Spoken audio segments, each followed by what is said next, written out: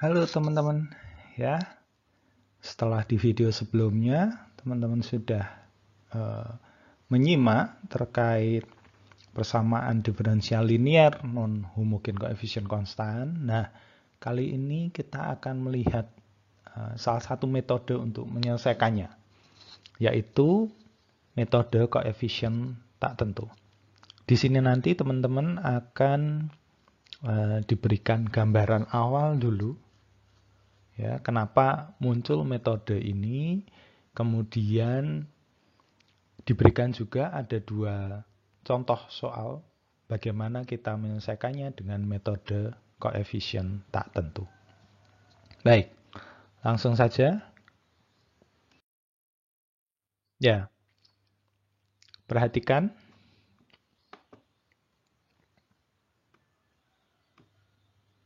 Ya, di sini teman-teman punya saya buat yang sederhana persamaan diferensial non homogennya. Ya, di dx dikurangi y sama dengan x min 1. Ya, negatif x teman-teman bisa cek, negatif x itu adalah solusi PD di atas, kemudian c e pangkat x solusi PD homogennya. PD homogen artinya x min 1 ini nanti dibuat sama dengan 0. Ya. Jadi ini CE pangkat X, PD homogen yang bersesuaian. Jadi ini dibuat menjadi 0. Itu PD homogen yang bersesuaian. Nah, ini solusi umumnya.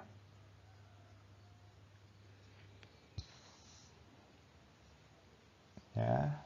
Nah, apa yang akan kita bahas di sini untuk pengantar konsepnya? Perhatikan bahwa ya GX, ini GX ya, di sini GX. Ya, ini GX sama dengan X min 1 itu adalah polinomial. Ya. Maka dari sini diperoleh YP-nya ini juga polinomial. Polinom. Nah, ini konsepnya sebenarnya adalah kita melihat fungsi-fungsi yang ada pada GX ini, yang di sini. Ya. Nah, kita mau mencari Y-nya, ini kan polinomial. Ini polinomial. Polinom. Nah, kalau ini polinom, coba teman-teman pikirkan sebentar, fungsi mana yang diturunkan, ya. Kemudian fungsi itu diturunkan entah berapa kali, kemudian dijumlahkan, itu tetap menjadi polinom.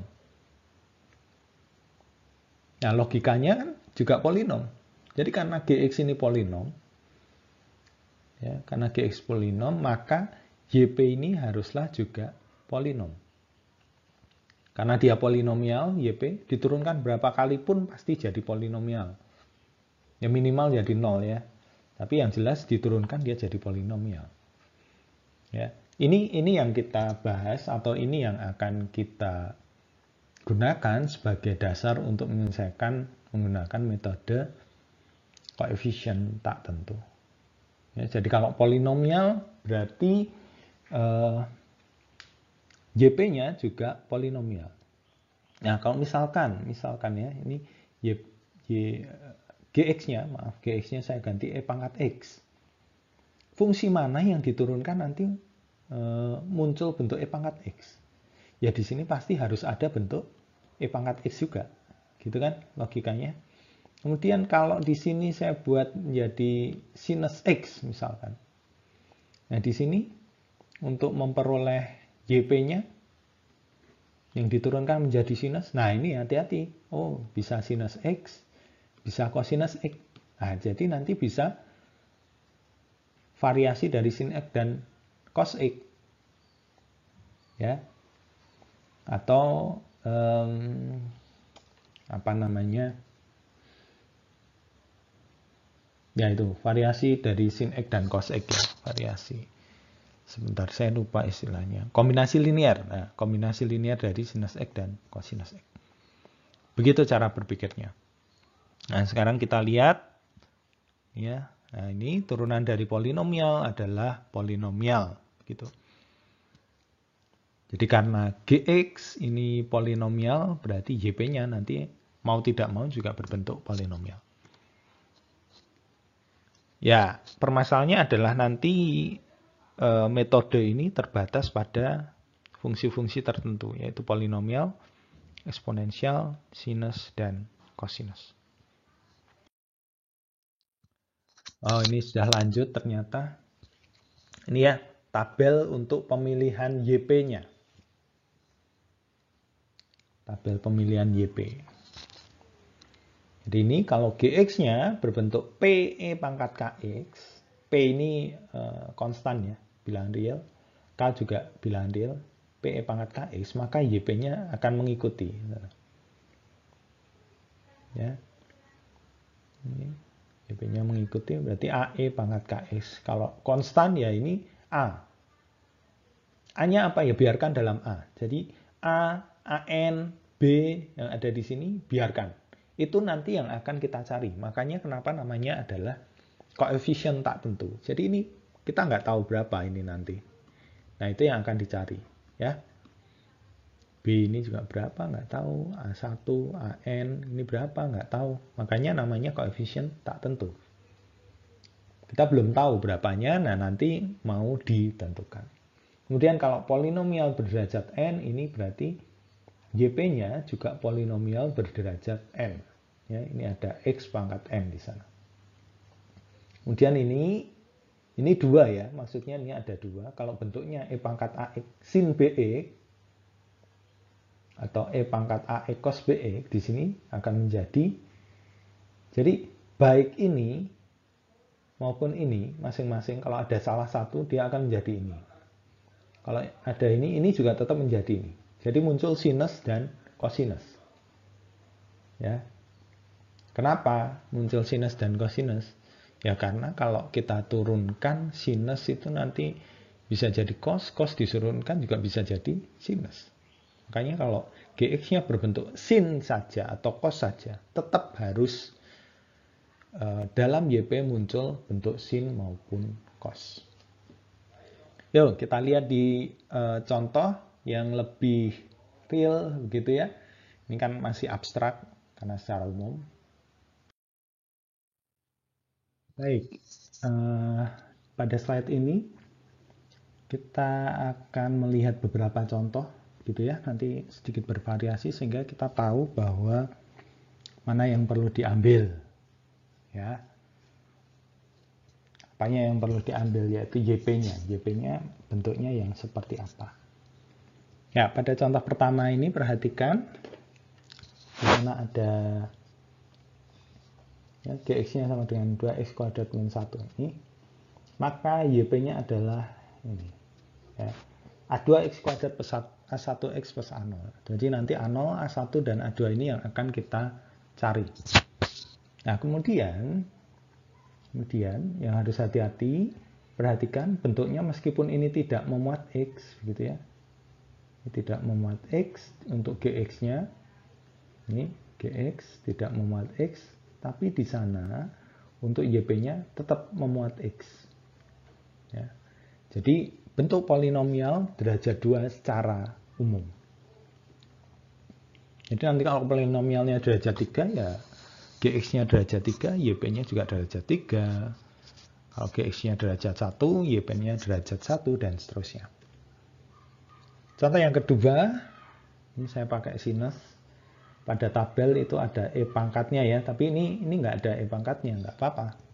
Ya, kalau nggak ada E pangkat ya di YP juga tidak muncul E pangkat. Tetapi ketika di sana ada sinus 2x, di sini juga tetap muncul sinus maupun cos. Jadi kombinasi linear antara sinus dengan cos. Ya, kemudian yang ketiga ini negatif E pangkat X, ya ini disesuaikan. Ini E pangkat X, berarti di sana muncul E pangkat X. Kalikan konstan. Dan ini kombinasi dari polinomial dan sinus. Ya. Polinomial ini 2X diwakili 2X, sinusnya diwakili, oh ini harusnya 2X, sin 2X, maaf. Ya. Sin 2X. Nah, karena ini polinomial derajat 1, di sini juga muncul polinomial derajat 1. Tanda di sini plus, berarti di sini ikut ya plus. Nah, ini ada saya pakai variabel lain, yaitu C dengan D.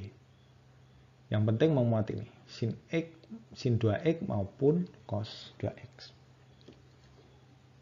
Kemudian ini yang terakhir terkait perkalian. Ini ada 2X E pangkat X. Ya. Nah nanti untuk YP-nya, ini A1X plus A0, ya langsung dikalikan dengan E pangkat X. Nggak apa-apa, nggak masalah. Ya, nggak usah dikalikan misalkan A1X plus A0 kemudian dikali B E pangkat X gitu. Ya nggak perlu seperti ini, karena ini kan konstan A0 ini konstan, nanti yang mau dicari A0 ini ada B. Ini bisa kita ganti dengan konstan yang lain, misalkan namanya C0. Yang ini A1 dikali B bisa kita namakan dengan C1. Sama aja bentuknya. Ya. Itu beberapa contoh, semoga bisa paham ya untuk menentukan bagaimana YP jika bentuk GX-nya seperti apa. Jadi di sini yang saya berikan adalah melihat kemungkinan YP. Jadi YP itu kadang belum pasti ya, bergantung dari solusi umum PD homogennya juga. Nanti kita lihat pada contoh. Ya. Kita akan lanjut ke contoh untuk menyelesaikannya dengan koefisien tak tentu. Ya, ini saya berikan yang sederhana dulu. Diminta menyelesaikan dari PD tersebut. Nah, perhatikan ini. Oh, ini saya mulai dengan PD homogennya. Ini bentuk PD homogen, berarti ruas kanan tinggal diganti 0, kemudian diperoleh ini YC-nya, ya. Ini saya skip aja, harapannya teman-teman sudah paham yang ini. Silakan dibuka di materi sebelumnya. Kemudian, nah ini saya berikan penekanan GX-nya X-1 berarti YP-nya harus polinomial derajat 1. Yaitu bentuknya AX plus B. Lanjut, nah ini setelah diperoleh AX plus B, nah kita sebenarnya mau mencari ini ya, mencari A dan B. Caranya gimana? Caranya untuk mendapatkannya substitusikan ke dalam PD. Nah, oleh karena itu, karena perlu disubstitusikan, kita perlu ini, turunan kedua dan turunan pertama. Ini turunan pertama, berarti A, ya, turunkan terhadap X, berarti A, turunan kedua 0. Paham ya? Mudah yang ini. Kita akan lanjut. Nah ini, selanjutnya substitusi ke PD-nya, ya, substitusi ke PD-nya. Jadi tadi ini tuh turunan keduanya, ini turunan kedua, kemudian ini turunan pertama, kemudian ini Y-nya itu sendiri, YP-nya itu sendiri. Ya.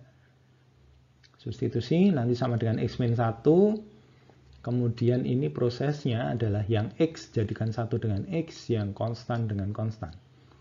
Nah kemudian ini proses selanjutnya ke sana, ini kita lihat disesuaikan ya, yang konstan dengan konstan, yang derajat 1 dengan derajat 1 dan seterusnya.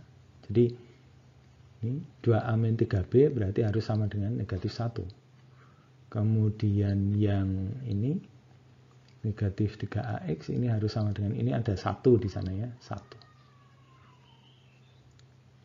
Nah, kalau sudah bisa diselesaikan dengan persamaan linear dua variabel, diperoleh A dan B.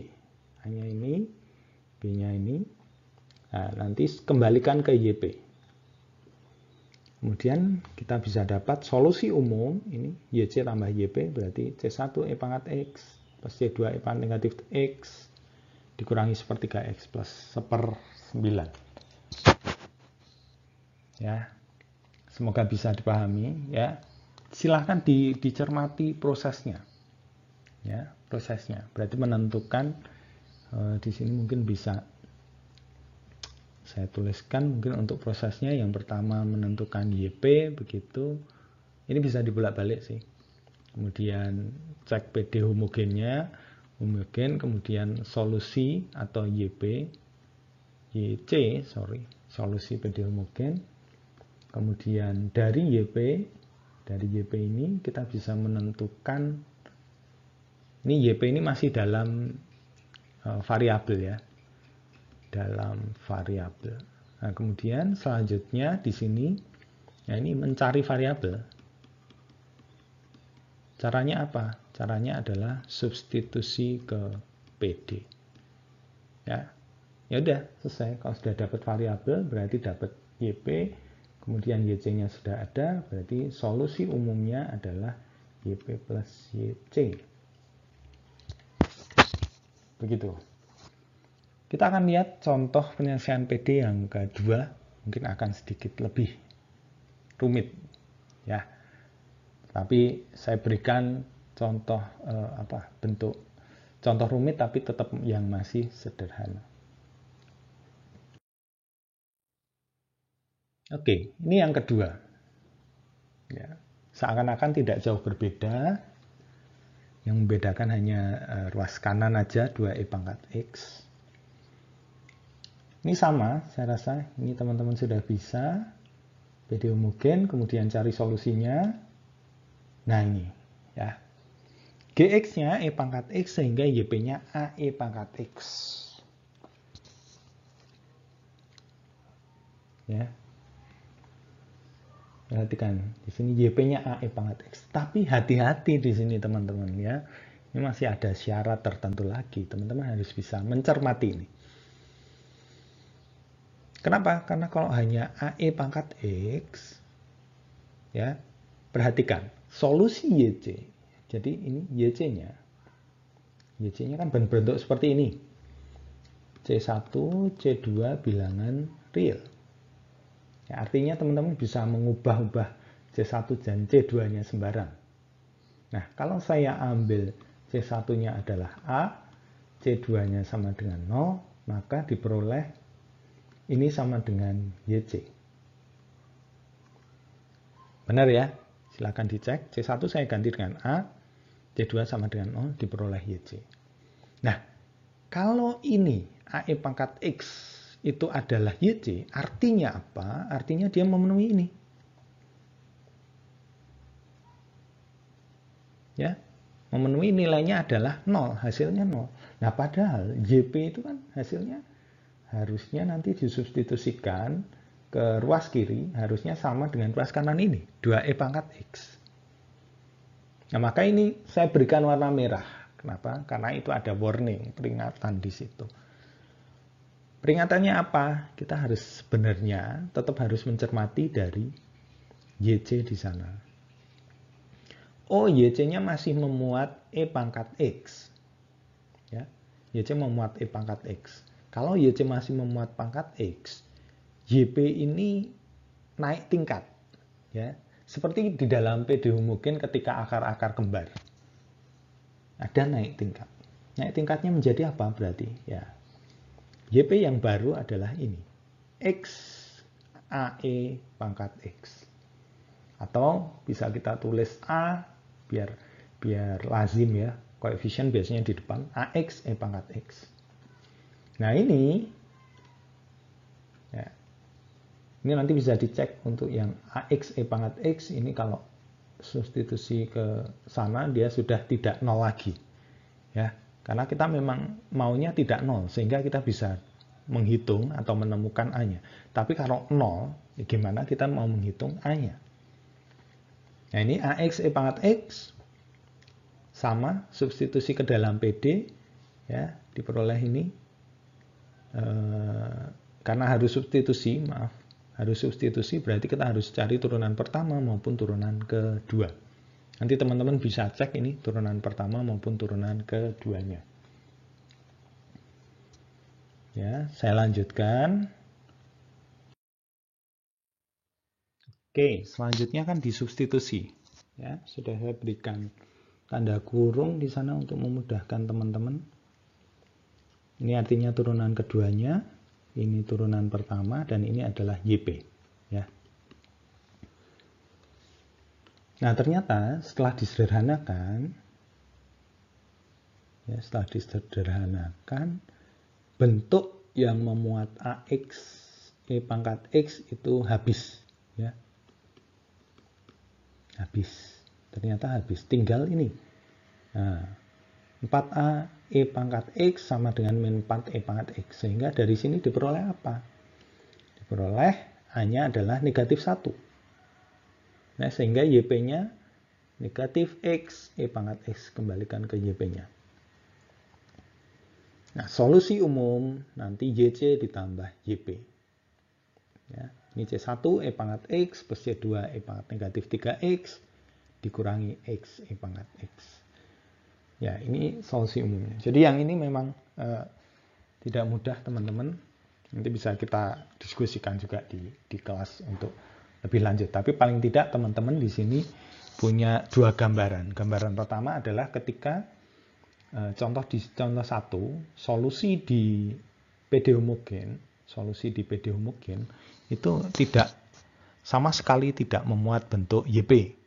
Nah, yang kedua, contoh yang kedua ini, solusi di PD homogen ternyata mempunyai ada bentuk yang sama dengan YP. Ya. Nah, nanti kita akan bahas mungkin lebih detail terkait hal itu ketika di kelas. Ya, semoga ini membantu teman-teman punya gambaran dan minimal bisa menyelesaikan penyelesaian yang pertama dulu. Dengan contoh 1. Ya. Semoga membantu belajarnya, ya, tetap semangat. Ini memang tidak mudah, tetapi saya yakin teman-teman bisa. Dan nanti mungkin yang contoh kedua, yang penyelesaian kedua ini, ya mungkin kita akan paling tidak teman-teman tahu dan ya ngerti sedikit-sedikit lah yang sederhana. Nanti kalau yang rumit nggak ngerti ya nggak apa-apa lah. Ya paling tidak tahu yang sederhana dulu. Syukur-syukur tahu yang nanti lebih rumit. Oke, demikian dan terima kasih telah menyimak